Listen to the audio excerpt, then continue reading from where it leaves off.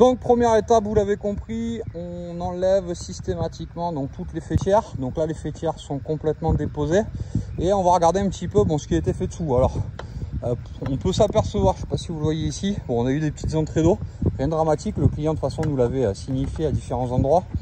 En amont on avait anticipé, il y avait des tuiles qui étaient fissurées à différents endroits, vous voyez ici, donc on avait fait un pétasse provisoire pour pouvoir régler la problématique d'étanchéité du client.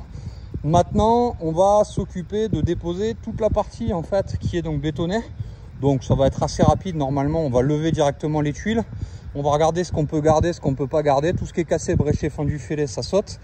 Ça c'est l'étape à venir, on se retrouve donc. Ok, donc nous voilà sur l'étape suivante, on a tout cassé, donc on en a profité pour éviter de faire 50 vidéos, de restructurer. Donc la restructuration on la voit sur la partie centrale, c'est la pièce de bois qu'on vient juste d'ajouter, donc qui fait 11 cm de haut par 4 cm de large, donc c'est ce qu'on appelle un 4-11 qu'on a donc fixé sur l'intégralité. C'est ce qui va compenser la hauteur du mortier de la partie existante, et c'est là-dessus en fait qu'on va finalement arrimer notre système. Alors là il était vissé, il a été bien vissé, il est bien arrimé sur l'intégralité. Les pièces de jonction sont toutes vissées les unes entre elles.